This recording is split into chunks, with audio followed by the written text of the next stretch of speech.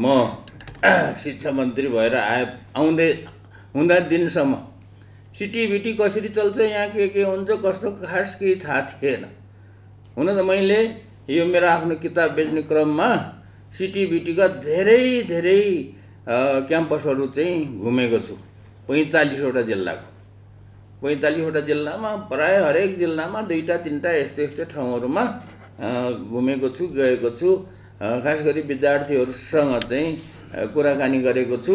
सिटिभिटीमा के कस्तो रहेछ भन्ने कुरा सुनेको छु। तर यो चाहिँ अब खास कसरी चलिरहेको छ यहाँ सिटिभिटीबाट भन्ने कुराहरू चाहिँ मलाई थाहा थिएन। सिटिभिटीले के गरिरहेछ भन्ने कुरा थाहा थियो र विद्यार्थीहरूको गुनासो थाहा थियो, तर अब अरू ठोस कुरा मलाई थाहा थिएन। र त्यसको मन्त्री भएको 2-3 हप्ताभित्र चाहिँ मलाई जति गुनासोहरू आयो त्यो गुनासोमा 70% गुनासो चाहिँ सिटिभिटीको मात्र थियो, मन्त्रालयमा। अरू कुरामा पनि छ नि, विद्यालयको छ, युनिभर्सिटीको छ, अनि अरू कुराहरू छ। 70% गुनासो, ठ्याक्कै 70% होइन, त्यसको हाराहारी गुनासो चाहिँ सिटिभिटीको थियो। त्यो गुनासो हेरेर म आफै छक्कै परेर मैले चाहिँ के गुनासो सुन्दाखेरि चाहिँ गर्नुपर्ने कुराहरू मध्येमा 2069 सालदेखि चाहिँ निवेदन लिने, त्यहाँ चाहिँ गएर के अरे अनुगमन गर्न जाने, त्यो स्थापना नयाँ चाहिँ उसहरूको लागि कार्यक्रमहरूको लागि अनि जाने, अनि थन्काएर राख्ने गर्दै जाँदाखेरि 13 वर्षसम्म पनि एउटा के अरे सम्बन्धन दिने काम पनि गरेको देखिएन क्या राम्रोसँग। अरू काम त के गर्नुभयो थाहा भएन। त सम्बन्धन दिने काम भनेको त यति लामो समय लाग्ने काम त होइन। कसैले चाहिँ एउटा कार्यक्रम सञ्चालन गर्नको लागि सम्बन्धन दिनको लागि निवेदन दियो। अब रित पुर्याएर निवेदन दियो। निवेदन दिइसकेपछि त्यसलाई 1-2 महिनाभित्र, भनौँ न 2-4 महिनाभित्र गएर चाहिँ अनुगमन गरेर निरीक्षण गरेर हुने रहेछ, आवश्यक छ भने दिए त भइहाल्थ्यो त। केले रोक्यो त्यो चाहिँ अचम्म। यो साह्रै मलाई अचम्म लागेको। 13 वर्षसम्म सम्बन्धन दिनको लागि केले रोकेर चाहिँ दिएको हो? आपसमा झगडा गरेर नदिएको हो कि नमिलेर? यो कुरो चाहिँ मलाई चाहिँ अचम्म लागेको कुरा हो। र त्यसैले चाहिँ मैले के भनेको थिएँ भने यो सम्बन्धन 13 वर्ष रोकिएको सम्बन्धन चाहिँ यसको छिनोफानो चाहिँ छिटो गरिदिनु पर्यो भनेर मैले त्यसको लागि एउटा कार्यदल गठन गरेको थिएँ। कार्यदलले काम गर्दाखेरि पनि धेरै किसिमको बाधा अडचनहरू आएको कुराहरू, रिपोर्टहरू छ। किनभने अब कुनै चिज पनि त्यहाँ व्यवस्थित गरेर राखेको छैन है। त्यसैले यो जे होस्, म मन्त्री भएको यो छोटो समय मन्त्री हुँदाखेरि सम्बन्धनको काम चाहिँ टुङ्गाइदिन्छु भनेको हो। र त्यसै क्रममा चाहिँ अब विभिन्न कुराहरू सुनिन्छ क्या। तपाईँहरूलाई के अरे सुन्नु भयो पनि होला। अब विभिन्न कुराहरू सुनिन्छ। सुन्नमा चाहिँ अब यो के भन्छ, पैसा दिनेले चाहिँ सम्बन्धन पाइसक्यो, अनि पैसा नदिनेले सम्बन्धन पाएन। सोर्स फोर्स लाउनेले सम्बन्धन पाइहाल्यो, सम्बन्धन पाउँदै नपाएको भन्ने पनि रहन्छ। फेरि 69 सालदेखि अहिलेसम्म पाउनेले चाहिँ पाएको रहेछ, कोही पाउन। अब कस्तले पायो तपाईँहरू आफै बुझ्नुहोस् है। यो कुरामा चाहिँ चलखेल भएर पायो भन्ने कुराहरू यो जनताको आवाज हो। जनताको आवाजलाई चाहिँ होइन भनेर चाहिँ नकार्न चाहिँ सकिन्न। त्यसैले जेसुकै होस्, अबदेखि होइन, म त धेरै मन्त्री हुँदैन, थोरै छ। अब आउने वर्षदेखि चाहिँ कसैले सम्बन्धनको लागि लियो भने त्यो 13 वर्ष, 10 वर्ष, 5 वर्ष नलगाइदिनुहोस्। यो चाहिँ कसरी गर्ने हो, यो कुरा चाहिँ अगाडि बढोस्। किनभने मान्छेको लगानी खेर गइरहेको छ। सम्बन्धनको लागि तपाईँले एलओआई गरिसकेपछि उसले चाहिँ के अरे त्यो पूर्वाधारहरू बनाउँछ। पूर्वाधारहरू बनाउन त्यो ब्याङ्कबाट लोन लिएर चाहिँ इन्भेस्ट गरेर के अरे बनाएको छ पूर्वाधारहरू, अनि पाउँदैन। अब ब्याङ्कको लोनको त्यो ब्याज तिर्नु परेन? त्यो कुरा त बुझ्नुपर्ने हो त। त्यसले गर्दाखेरि पनि चाहिँ धेरै चाहिँ यो कुरो चाहिँ यति सुधार्न सक्यो भने धेरै कुराहरू होला भन्ने कुराहरू हो। र अब अर्को कुरा के छ त भन्दाखेरि हाम्रो पढाइ चाहिँ बजारको मागसँग चाहिँ मिल्दैन, म्याचिङ भएको छैन। यो पक्कै सबैले भनेको कुरा हो, किनभने हामी त्यो बजारको माग के छ अनि त्यो अनुसारको पढाइ गर्नुपर्छ भन्ने कुराको वास्तवमा त्यति छलफल हुँदैन होला जस्तो लाग्छ मलाई यहाँ चाहिँ है। त्यो समीक्षा गर्नुहोस्, बजारको माग के छ त्यो अनुसार, किनभने एकदमै यो बजार त एकदमै चेन्ज हुने चिज हो, त्यो सधैँ एउटै रहने चिज होइन। त्यस कारणले त्यसको कुरा चाहिँ होस् भन्ने कुराको एउटा साधारण उदाहरण दिँदाखेरि मैले के देखेँ भने, जस्तो म बालाजुमा त्यहाँको चाहिँ त्यो टेक्निकल इन्स्टिट्युट त्यो हेर्न जाँदाखेरि के देखेँ भनेदेखि 2018 सालमा स्विस सरकारले जे सामानहरू ल्याइदिएको थियो औजारहरू त्यही छ, अरू त्यहाँ छैन। त्यो त 18 सालको कुरा भयो होइन। त्यसमा चाहिँ समय सापेक्ष अनुसार नयाँ नयाँ औजारहरू पनि थप्दै जानुपर्ने हो। एउटा दुईवटा थपेको छन्, तर त्यो चाहिँ पुरानो स्विस सरकारले जे दिएको छ त्यही चलायो बस्यो। अब त्यतिको आधारमा अहिलेको माग त पुरा हुँदैन, बजारको माग त। त्यस कारणले त्यो कुराहरू गर्दै जानुपर्ने हो।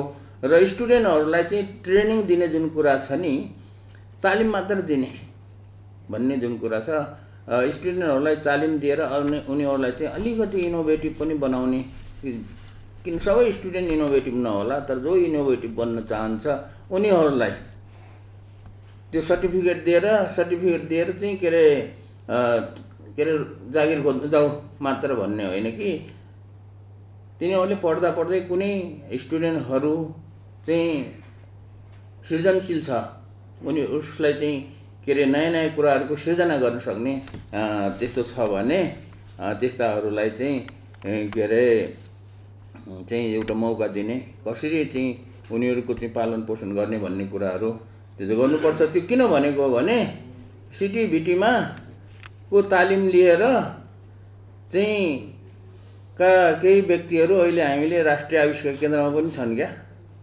तिनीहरूको अब त्यही 3 वर्ष तालिम लिएको हो, तर तिनीहरूको चाहिँ के छ भन्दाखेरि तिनीहरूले जागिर खाएन, उनीहरूले चाहिँ अब केही इनोभेसन गर्न चाहेको छ भनेदेखि त्यो इन्जिनियर ब्याचलर्स डिग्री इन्जिनियर पढेको भन्दा सिटिभिटीमा त्यो 3 वर्ष कोर्स पढेको केही केटाहरू चाहिँ धेरै राम्रो छन्, किनभने उनीहरूलाई चाहिँ हामीले पूर्ण रूपमा चाहिँ इनोभेसन गर्नको लागि, सृजनशील बन्नको लागि चाहिँ प्रोत्साहन दिइरहेका छौँ।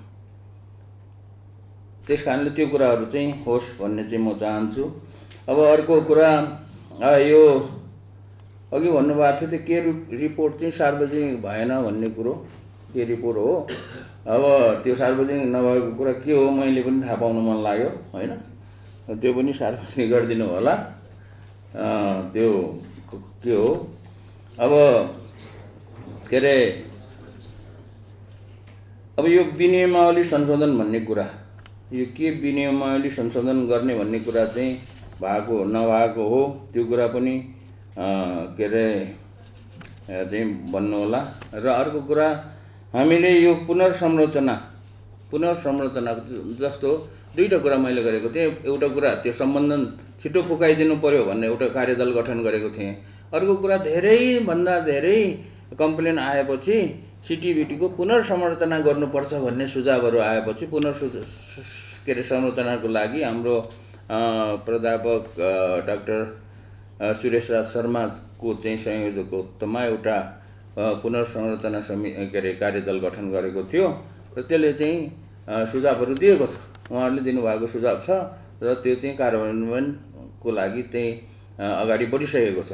अझ त्यसमा त्यो पुनर्संरचनाको मा जे जति कुराहरू आएको छ त्योभन्दा अरू धेरै कुराहरू तपाईँहरूको छ भने, सुझावहरू छ भने त्यो चाहिँ सुझाव सङ्कलन गरेर तपाईँहरूको सुझाव है, किनभने त्यो के गर्नुपर्छ भन्ने कुरा त तपाईँहरूलाई थाहा छ नि। अब कार्यदल त गठन गरियो, उहाँहरूलाई कति थाहा थियो, र त्योभन्दा तपाईँहरू फिल्डमा काम गरेकोलाई के अरे संरचना गर्नुपर्ने, पुनर्संरचना गर्नुपर्ने कुराहरू तपाईँहरूलाई चाहिँ बढी थाहा छ। त्यस कारणले त्यो सुझाव छ भने अहिले सुझाव सुनाउनु भयो। अब अहिलेको सुनाएको कुरा कहाँ सधैँ यहाँ बस्छ र बिर्सिहाल्छ। त्यस कारणले त्यो सुझावहरू चाहिँ लिखित रूपमा पोइन्ट टु पोइन्ट चाहिँ बुझाउनु होला। एउटा चाहिँ त्यहाँ बुझाउनु भएको छ, हाम्रो के अरे फोरम फर हेल्थको सरले त्यस्तै किसिमले त्यो चाहिँ सुझावहरू बुझाउनु होला भन्ने कुरा म अनुरोध गर्न चाहन्छु। कुरा मात्रै गर्ने अनि भोलि आज र भोलि रहेछ यो गोष्ठी अनि पर्सिदेखि हराएर जान्छ। अब अर्को कुरा यो के कारणले के कुराहरू रोकिएको छ भन्ने कुराहरू धेरै कुराहरू सुनियो। त्यो कुराहरू चाहिँ हाम्रो के अरे सदस्य सचिवज्यूलाई चाहिँ त्यो चाहिँ रोकिएको कुराहरू के हो, अब त्यो रोकिएकोलाई चाहिँ फुकाउन सक्ने हो कि होइन त्यो छलफलको लागि त्यो लिस्टहरू चाहिँ बनाएर ल्याउनु होला भन्ने चाहिँ अनुरोध गर्न चाहन्छु। र अब च्यालेन्जिङ कुरा के छ भन्दाखेरि विद्यार्थीलाई कसरी तान्ने, विद्यार्थीलाई कसरी तान्ने भन्ने कुरा चाहिँ च्यालेन्जिङ छ। किनभने म आफै त्यसरी म किताब बेच्दै डुल्दाखेरि विद्यार्थी घट्यो भन्ने कुराहरू चाहिँ मैले प्रष्ट रूपमा पहिले नै थाहा भइसकेको थियो। अब विद्यार्थीको गुनासो पनि थियो। विद्यार्थीको गुनासो के थियो भने हामीलाई थ्योरीमा मात्रै बढी पढाइ भयो, प्र्याक्टिकल भएन। प्र्याक्टिकल नभएपछि हामीले सिप सिकेनौँ। सिप नसिकेपछि कहीँ काम गर्नु गयो भने हामीलाई जागिर दिँदैन। सिप नभएकोलाई कसले जागिर दिन्छ त? हामीले चाहिँ यसलाई चाहिँ यो सिटिभिटीको जुन कार्यक्रम छ यसलाई चाहिँ के बनायौँ भने एकाडेमिक कार्यक्रम बनायौँ क्या। यो त एकाडेमिक कार्यक्रम त होइन नि। एकाडेमिक चिजहरू पढाउनुको लागि त युनिभर्सिटी छ, स्कुल कलेजहरू छ नि त। यो सिटिभिटीको कार्यक्रम त सिप दिने कार्यक्रम हो नि। सिप दिएर उनीहरूलाई चाहिँ जीवनयापन गर्ने एउटा सिप दिने हो। यसमा चाहिँ बढी चाहिँ यसलाई चाहिँ थ्योरीमा मात्रै हामीले गऱ्यौँ। र अहिलेसम्मको यो 43औँ यो के अरे समीक्षा गोष्ठी आउँदाखेरि तपाईँहरूले गर्नुभयो होला। अब त्यो थ्योरी मात्रै पढाएर त यो किन सिटिभिटी खोल्नु पर्थ्यो? थ्योरी मात्रै पढाएपछि त कलेज खोले भयो त। अब यसमा के कुरा देखिन्छ भने एउटा यो आमूल परिवर्तन गर्नुपर्ने कुरा चाहिँ पाठ्यक्रममा देखिन्छ। पाठ्यक्रममा कस्तो देखिन्छ त भन्दाखेरि अब यसलाई चाहिँ सिपमूलक बनाउने, यो बनाउनको लागि थ्योरी पढाएर उनीहरूलाई चाहिँ एकाडेमिक कलेज पढ्नको लागि ब्याचलर्स पढ्नको लागि तयारी गर्ने कुरापट्टि हामीले चाहिँ ध्यान नदिउँ। र यो कुरो चाहिँ मैले भनिरहेको छु कि विद्यालय शिक्षामा SEE को पास गरिसकेपछि त्यो विद्यार्थी सिटिभिटीतिर जाने कि त्यो विद्यार्थी चाहिँ के अरे +2 तिर जाने भन्ने कुरा SEE मा नै निर्धारण गर्नुपर्छ भनेर त्यसको लागि करियर काउन्सिलिङ गर्ने भन्ने कुरा हरेक विद्यालयमा हुनुपर्छ। र हरेक विद्यालयले आफ्नो विद्यार्थीहरूलाई चाहिँ काउन्सिलिङ गरेर ल त चाहिँ सिटिभिटीपट्टि जानु, त चाहिँ +2 पट्टि जानु भनेर चाहिँ त्यसरी चाहिँ गरिदिने चाहिँ बाटो गर्नुपर्ने चाहिँ आवश्यकता देखेको छु। किनभने सिटिभिटीमा पढ्न आएर उनीहरू पछि ब्याचलर्स डिग्री पढ्नको लागि फेरि उता पनि जानु पर्ने भन्ने किसिमको यहाँ चाहिँ अहिले चलन रहेछ, जाने रहेछ। त्यसै कारणले यो सिटिभिटीमा जुन बेसिक साइन्सको कोर्स छ, यो टेक्निकलपट्टि जुन बेसिक साइन्सको कोर्स छ त्यसमा चाहिँ साइन्स विषय चाहिँ एकदमै गाह्रो राखेको छ। +2 को साइन्स राखेको छ। +2 को साइन्स सिटिभिटीको यो बेसिक साइन्स कोर्समा राख्दाखेरि के भयो त भन्दाखेरि विकर्षण भयो क्या। आकर्षण भएन, विकर्षण भयो। त्यो विकर्षण गर्ने मुख्य कारण विद्यार्थी घट्ने एउटा कारण चाहिँ प्रमुख कारण त्यो पनि देखेँ मैले। किन भन्दाखेरि सिटिभिटीमा पढ्न आउने विद्यार्थीहरू भनेको चाहिँ एकाडेमिक भनौँ न फिल्डमा अलिकति कमजोर विद्यार्थीहरू हो। उनीहरूले ब्याचलर्स मास्टर्स PhD गर्न नसक्ने किसिमको अलिकति कमजोर, उनीहरूले चाहिँ एउटा जीवनयापन गर्नको लागि एउटा सिप सिक्ने विद्यार्थीहरू हुन्। त्यस कारणले उनीहरूको चाहिँ जुन एकाडेमिक स्तर छ त्यो भनौँ न ए ल्याउने लेभलको भएदेखि त उनीहरू +2 मा जान्थे नि। ए ल्याउन नसकेर चाहिँ के अरे सी यस्तै के ल्याएर उनीहरू चाहिँ भोकेसनलमा आउने हो नि। भोकेसनल भनेको त त्यही हो। अब त्यो भोकेसनलमा आउनेले सी ल्याउनेले अब त्यो ए ल्याउनेले पढ्न सक्ने कुरा त पढ्दैन। त्यो 3टा किताब मैले खोजेर ल्याएर त्यहाँ राखेको छु। मैले के अरे बालाजुबाट मैले त्यहाँ मगाएर के अरे मागेर 3टा किताब, फिजिक्सको, केमिस्ट्रीको, म्याथको। जुन किताब छ त्यो किताब, त्यो पाठ्यपुस्तक जुन छ त्यो त एकदमै प्योर साइन्स पढ्नेले हो के।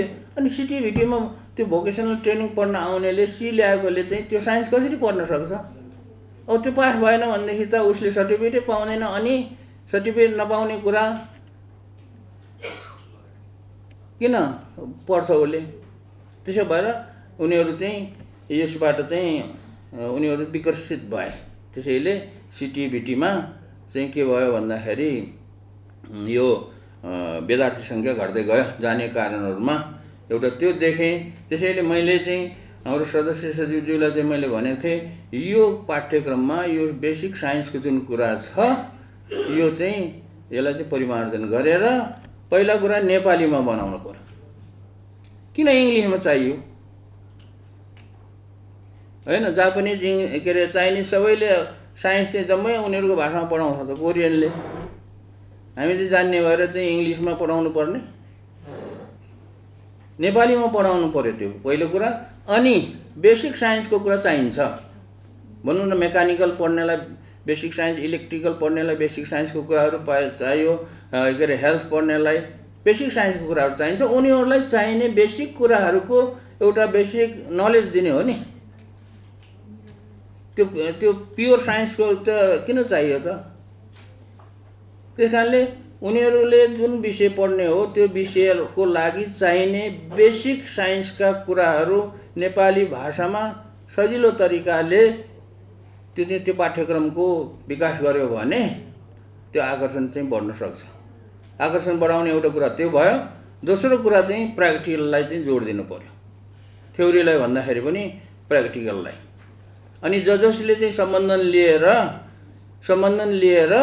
चाहिँ के अरे यो सिटिभिटीका कोर्सहरू पढाइरहेका छन् उनीहरूमा सम्बन्धन लिनेहरूको चाहिँ त्यो अनुगमन गर्दाखेरि, निरीक्षण गर्दाखेरि उनीहरूको ल्याब त्यो प्र्याक्टिकल मेकानिकल पढ्नेहरूको लागि मेकानिकल पढाउने, प्र्याक्टिकल गराउने ल्याब छ कि छैन त्यो कुरा चाहियो।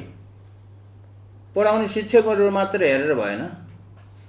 अनि त्यस किसिमले त्यो हिसाबले चाहिँ यो चाहिँ सुधार गर्नुपर्ने हुन्छ। यसरी चाहिँ सुधार गरियो भने, पुनर्संरचना गरियो भने मात्रै सिटिभिटी होला, नत्र भने यो चाहिँ झगडाको थलो बन्छ। झगडाको थलो चाहिँ अब त्यही हो। अब झगडा मात्र भएर त के हुन्थ्यो भन्दाखेरि नेपालको चाहिँ यो चाहिँ एउटा एकदमै ठुलो खम्मा चाहिँ त्यो कमजोर हुन्छ क्या। किनभने देशको विकासको लागि दक्ष जनशक्ति उत्पादन गर्ने भनेको त यही त हो त। अर्को के छ र? दक्ष जनशक्ति, मध्यम स्तरको दक्ष जनशक्ति, उच्च स्तरको अब छुट्टै भयो, मध्यम र त्यो तल्लो स्तरको जनशक्ति उत्पादन भएन भने माथिकोले मात्रै, हाकिमहरूले मात्रै गरेर हुन्छ र? हुँदैन नि। तलको जनशक्ति पनि त गतिलो हुनु पर्यो। त्यस कारणले यो चाहिँ म एउटा सुझाव दिन चाहेको हो अघि। अब यसमा यो सेवा प्रवाह चाहिँ एउटा कुरा छ। हेर्नु, सेवा प्रवाह मैले सिटिभिटीको सेवा प्रवाह मैले गरिरहेको छु म मन्त्री भएर।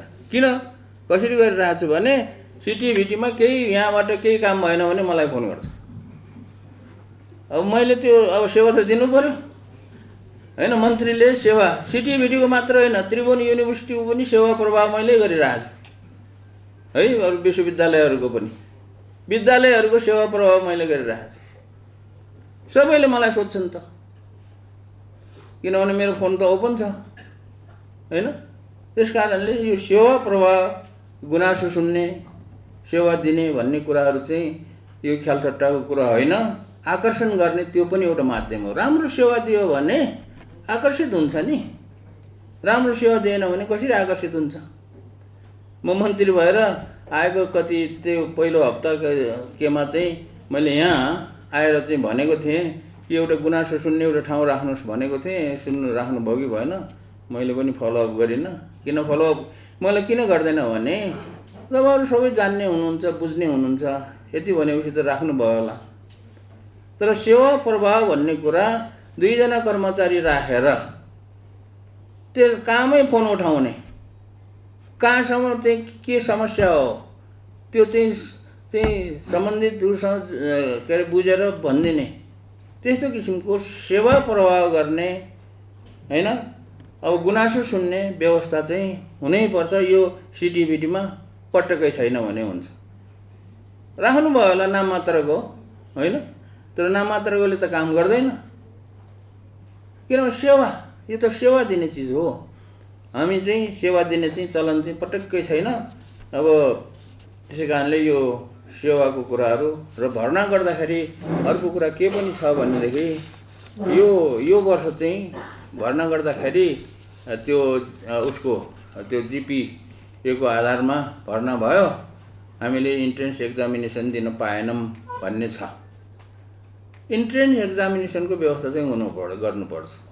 किन भन्दाखेरि इन्ट्रेन्स एक्जामिनेसन दियो भने कसैको जिपिए मानौँ कुनै कारणवश उसले धेरै जिपिए ल्याउन सकेन, तर त्यसको दिमाग कस्तो छ भन्ने कुरा त इन्ट्रेन्स एक्जामिनेसनले पनि त जाँच्छ नि।